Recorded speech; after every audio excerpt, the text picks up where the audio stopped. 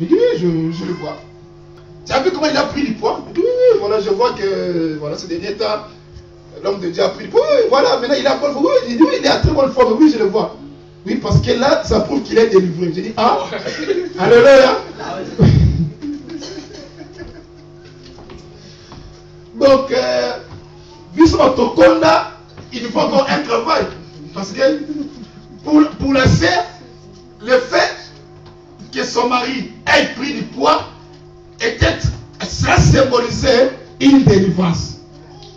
Vous savez pourquoi? Parce que la sœur a tellement entendu de prédications, des choses sur les liens, sur la malédiction. Elle a tellement mis ça dans sa tête. Et quand elle regardait son mari, elle dit, bien aimé, vous savez, c'est compliqué. Peut-être il y avait la banque qui compliquait le pauvre. Peut-être il y avait des factures. Peut-être il y avait trop de problèmes. Des problèmes de travail, les cailloux. Alléluia. Amen. Et le pauvre perdait la santé. Et sa femme disait, ah, là vraiment, il y a des chaînes, il y a des liens. Alléluia. Amen. Et je ne sais pas moi, si le patron lui a accordé un repos d'une semaine, et le pauvre, après avoir consommé de la semoule, voilà, il commençait à reprendre sa bonne forme. La sœur dit, oh Seigneur, merci. Parce que mon mari maintenant est délivré. Alléluia. Amen. Nous ignorons même le sens de la délivrance. Amen. Alléluia. Oui, je disais à l'église de Dieu, et que les souverains sacrificateurs étaient de porte-parole. Alléluia. Amen. Parce que le temps nous presse, il faut que je filme. Et ce qui me fait tellement plaisir quand je réalise ces mots, on appelle souverain sacrificateur. Alléluia. Amen. C'est pas seulement un sacrificateur, mais c'est aussi un souverain. Il y a nos enfants ici qui connaissent très bien la langue de Molière. Quand on dit souverain, c'est-à-dire c'est la personne au-dessus de laquelle il n'y a pas d'autre. Quelqu'un me comprend? Alléluia. Amen. Vous savez, vers les années 90, en Afrique, on a connu un vent de conférences nationales, de conférences souveraines. Alléluia. Amen. Même au Congo, on en a connu une aussi. Alléluia. Ça dit quoi? Ça disait quoi? Tous les actes, toutes les ordonnances, tout ce qui sera décidé dans la conférence nationale ne peut jamais être révoqué parce que c'est la conférence nationale souveraine. Alléluia. Amen. Donc, au-dessus de la conférence, il n'y avait plus d'actes. Tout était soumis à la conférence souveraine. Oh, bien aimé. Oh, nous maintenant, nous avons un sacrificateur qui est souverain. C'est-à-dire, au-dessus de lui, il n'y a personne. Oh, la personne qui te veut du mal n'est pas au-dessus du souverain sacrificateur. Quelqu'un me comprend?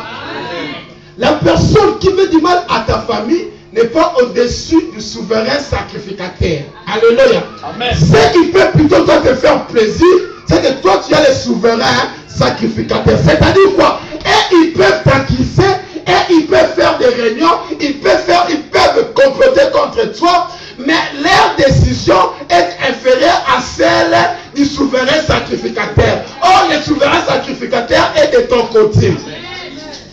L'église me comprend bien le bien. Parce que nous avons les souverains. Et les mages inspirés. Et quand ils ont vu cet enfant Jésus, ils ont offert l'encens. C'était pour dire que cet enfant, c'est lui le véritable souverain sacrificateur. Quelqu'un a compris le sens de l'encens? Amen. Amen.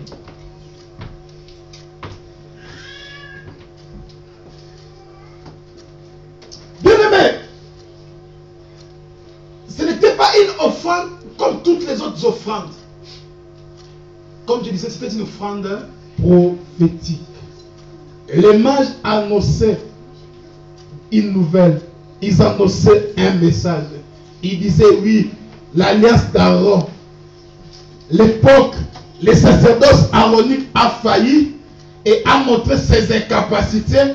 Et maintenant, nous allons inaugurer l'alliance du souverain sacrificateur. Alléluia. Amen. Et après cela, je parle de la myrrhe.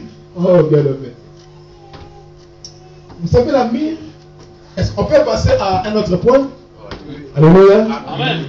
On vient de parler de... Je n'ai pas écouté, on vient de parler de... Ça, c'est une rassure. Maintenant, on va parler de la myrrhe.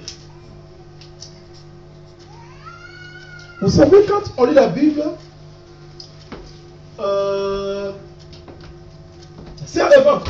Faites la lecture dans Jean 19. Je commence d'abord par la lecture et puis je vais Jean 19. Là, on va parler de la myrrhe. Jean 19. Commençons au verset 38. Jean chapitre 19, nous allons commencer au verset 38. Après cela, Joseph d'Arimathée, qui était disciple de Jésus, mais en secret par crainte des chefs juifs, demanda à Pilate la permission d'enlever le corps de Jésus. Pilate le lui permit. Il vint donc et enleva le corps de Jésus. Amen. 39, vas-y ma sœur. Nicodème, qui auparavant était allé trouver Jésus de nuit, vint aussi. Il apportait un mélange d'environ 30 kilos de myrrhe et de l'aloe. Yes. 40. Ils prirent donc le corps de Jésus et l'enveloppèrent de bandelettes avec les aromates, comme c'est la coutume d'ensevelir chez les Juifs. Amen. Amen. Alléluia. Amen. La Bible dit Joseph d'Arimathée, qui lui aussi était disciple, mais en secret. C'est-à-dire qu'il ne voulait pas suivre Jésus à visage découvert, mais il suivait Jésus en secret. Et il est venu demander à l'autorité, il a demandé à Pilate la permission d'ensevelir le corps de Jésus-Christ. Alléluia. Amen. Pilate lui a accordé cette permission. Après, au verset suivant, la Bible dit, il y avait aussi Nicodème, le même Nicodème qui est venu la nuit. Alléluia. Amen. Nicodème était autrefois venu la nuit. Le docteur. Oui, le docteur Nicodème. Alléluia. Amen. Lui aussi est venu, mais il a apporté de la myrrhe et de Aromates. Non, tout ça là, ça constitue les aromates. Aloe. Voilà, aloe. Vous savez, nous, on est tellement habitués avec les Kikongo. Vous avez vu quand ma pointe a popé les Kikongo et vous avez senti comment on a vibré. Et nous, voilà, les Français, on apprend ça à l'âge adulte, comprenez-nous. Alléluia. Alors, ils ont apporté la myrrhe et tout ça, ça constitue les aromates. C'est-à-dire quoi? Chez les Juifs, vous savez aujourd'hui, je ne sais pas comment on appelle ça. Quand quelqu'un arrive à la fin de sa vie, quand la personne meurt, pour l'embaumer, on utilise le formol. Voilà, c'est ça ce qu'on utilise couramment, le formol. Mais c'est les Juifs, pour embaumer quelqu'un, ils utilisaient ce qu'on appelle les aromates. Et parmi les aromates, il y avait la myrrhe. Quelqu'un me comprend bien le même? Alléluia.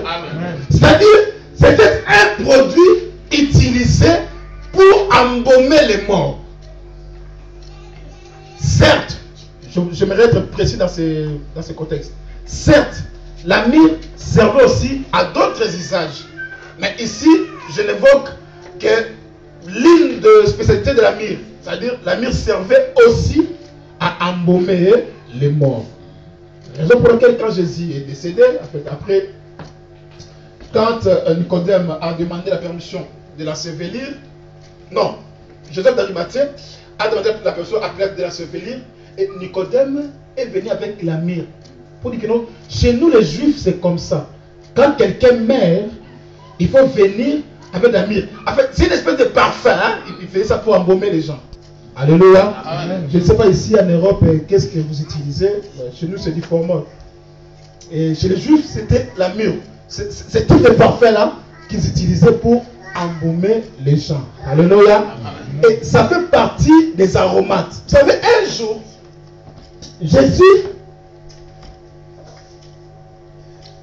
il y a Marie. Marie, c'est la sœur de Lazare, qui est venue avec une bouteille de parfum de nard qui contient aussi de l'aromate. Alléluia. Amen. Et elle a ouvert cette bouteille, elle a versé du parfum et elle a essuyé avec ses jeux de Jésus. Les disciples se sont dit, Mais pourquoi on ne vendrait pas ces parfums et donner de l'argent aux pauvres? L'église me suit? Amen. On a même diapason bien aimé? Amen. Christ leur a dit, vous aurez toujours les pauvres avec vous. Mais pour moi, ce n'est pas le cas. Et cette femme, ce qu'elle a fait, c'est comme si elle m'a déjà embaumé. Alléluia. C'est-à-dire, la myrrhe, j'allais dire, servait à embaumer les morts, surtout dans la coutume juive. Alléluia. Amen. Et quand les mages ont donné ça comme offrande à Jésus, cela avait une signification prophétique. On a parlé de l'encens, maintenant on parle de la myrrhe. Alléluia. Amen. Voilà, ça voulait concrètement dire quoi? Ça voulait dire que cet homme que vous voyez, c'est celui-là qui doit subir la mort pour le salut de toute l'humanité. Alléluia. Donc c'est cet homme, cet enfant qui vient de naître, non seulement c'est un souverain sacrificateur, mais c'est aussi lui le sauveur de l'humanité. Mais pour parvenir à ses fins, il doit passer par la mort. Et nous avons donné la myrrhe pour vous montrer que nous allons embaumer son corps avec la myrrhe. Alléluia.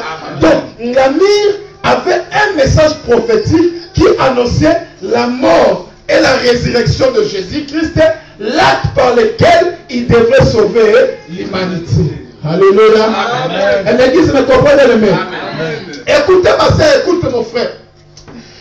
Quand Adam et Ève ont désobéi à l'Éternel et la mort a fait surface dans la race humaine. Alléluia. Amen. Et Dieu dans sa compassion, Dieu dans son amour, il cherchait qui peut venir ôter la mort. Oh, j'ai entendu quelqu'un qui priait que Dieu bénisse la personne. Bien aimé, Dieu a regardé, Dieu a vu Noé. Et Noé, c'est un homme brave. Oui, Noé peut faire l'arche. Oui, Noé, il est fidèle. Malgré tout, mais Noé n'était pas capable de sauver l'humanité. Alléluia. Noé pouvait faire l'arche, mais il ne pouvait pas sauver l'humanité. Alléluia. Un jour, Dieu regarda Abraham. Dieu s'est dit, Abraham, c'est un homme fidèle. Je lui ai demandé son fils et il a accepté de me le sacrifier. Mais pour sauver l'humanité, Abraham n'était pas capable. Est-ce que l'église peut comprendre le même? Dieu a regardé Moïse. Il a dit, cet homme c'est un vaillant. Avec cet homme, je peux sauver mon peuple de l'esclavage. Mais pour sauver l'humanité, Moïse n'était pas capable. Est-ce qu'on évolue bien le même?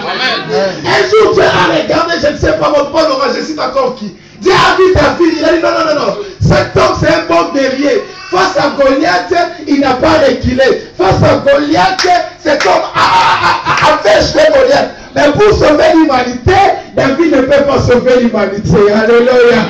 Je cite encore qui l'église, et il dit donnez-moi le nom des gens que vous connaissez. Josué, Samson. Oui, il a dit Samson. Il a dit Samson, ça c'est un homme fort. Il a cette tresse. Cet homme a une force extraordinaire. Mais pour sauver l'humanité, Samson ne peut pas. Alléluia. Il a dit Jean-Baptiste. Il a dit cet homme est obéissant et fidèle au baptême. Lui, il a même baptisé le Seigneur. Mais pour sauver l'humanité, Jean-Baptiste ne peut pas. Alléluia. Les noms sont finis. Il y a encore un homme de l'église, mais encore de noms. Apôtre Paul. Ah, Paul, oh Paul, toi tu es un bon réporter de Christ. Tu as été à Corinthe, tu as été à Philippe, tu as été à Éphèse. Mais pour sauver l'humanité, Paul ne pouvait pas. Alléluia. Oh, pour sauver l'humanité, il n'y a qu'un seul homme qui fut trouvé digne. Et cet homme-là, c'est Jésus qui est de Nazareth. Lui, il est allé jusqu'au tombeau. Et après 3 jours, il est ressuscité. Et c'est lui qui est le salut. Alléluia. L'église me comprend. Et avant que cela n'arrive, les mages ont compris cela et ils ont adoré Jésus. Et ils ont dit, cet homme, c'est lui qui mérite la mort pour le salut de l'humanité. Vous savez bien aimé, un jour, il y avait un sacrificateur qui s'appelait Caïphe. Caïphe a dit, bien aimé, vous ne me comprenez pas. Vous ne savez pas la portée de mes propos. Il serait préférable qu'un homme meurt pour le salut de toute la nation. Alléluia. Oh, il s'est arrêté à la nation, mais moi je viens confesser. Il a fallu que Jésus accepte la mort. Lui qui était innocent, lui qui n'a jamais commis de péché, il s'est fait pécher pour que toute l'humanité soit sauvée. Raison pour laquelle on a offert de la myrrhe pour symboliser la mort et la résurrection du Sauveur. Ah, si j'étais en Banjamo, quelqu'un me dirait.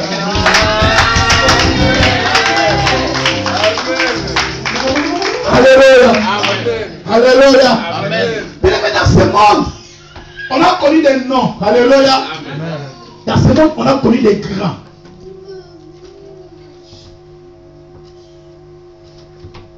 Un jour, j'étais dans un village, ce vers Madimba. Et il y avait un grand scientifique. Ce monsieur a fait ses études, des bonnes études en Allemagne. Alléluia. Amen. Alors, voilà. Il était intéressant, il développait des théories intéressantes. On commençait à discuter. Alors, il m'a dit, Talong, tu sais, je dis quoi? Il dit, regarde le soleil. Je dis, oui, je vois le soleil. Oui, le soleil ou la lune, je ne sais pas. Je sais ce que c'est le soleil. Il m'a dit, regarde bien le soleil. Je dis, bien, je regarde, je vois le soleil. Eh bien, tu vois très bien, frère. Je vois le soleil, bon, est-ce que tu vois que dans le soleil, il y a quelqu'un qui est assis là, tu le vois? Je dis, hey. Non, mais regarde très bien. Alléluia. Amen. Il dit, mais je regarde. Non, mais si tu regardes très bien, tu vois, à côté là, il y a une couleur un peu rouge. Et si tu as vraiment de la bonne visibilité, tu verras que Tata Wanda est assis. Je dis, frère, quelle illusion. Alléluia. Je dis, frère, même toi, avec des bonnes études que tu as faites en Allemagne. Il dit, non, mais papa, non. Regarde bien. Je dis, frère, ça c'est des illusions. Alléluia. Pourquoi? Parce que Wanda, avant de mourir, il avait dit à ses disciples que moi aussi je vais revenir à la vie. Mais depuis qu'il est parti, il n'est point revenu. Alléluia. Bouddha est parti, il n'est point revenu. Mahomet, même si aujourd'hui quand vous le citez, il y a des crashs, gloire à Dieu. Mahomet est parti, il n'est pas revenu. Alléluia. Kimbar est parti, il n'est pas revenu. Mais moi je confesse, c'est lui qui est parti et 3 jours après, il a laissé le tombeau et juste aujourd'hui, le tombeau est vide. Alléluia. Et quelqu'un croit avec moi que le tombeau est vide. Alléluia. Et Clémence avait déjà compris cela. Et en venant, ils ont offert la myrrhe pour dire que cet homme, c'est celui-là qui va sauver l'humanité. Parce que la myrrhe servait à embaumer les corps après la mort. Amen. Et c'était un symbole fort pour Dieu à travers cette offrande que cet homme, que cet enfant qui est devant nous, c'est réellement lui qui est le sauveur de l'humanité. Alléluia. Alléluia. Amen. Bien aimé, j'allais dire à l'église, oui, nous avons connu des hommes puissants. Bien aimé, on a vu des hommes puissants, des hommes de Dieu qui prêchaient la parole de Dieu. Et Dieu accompagnait la parole par des miracles. Mais ils sont partis. Ils ne sont plus revenus. Alléluia. Amen. Et un jour, à moins que l'enlèvement, je passe par l'enlèvement. Sinon, moi aussi, un jour, je partirai pour ne plus revenir. Alléluia. Quelqu'un me comprend bien aimé. Ali Nabala est parti, il n'est plus revenu. Amen.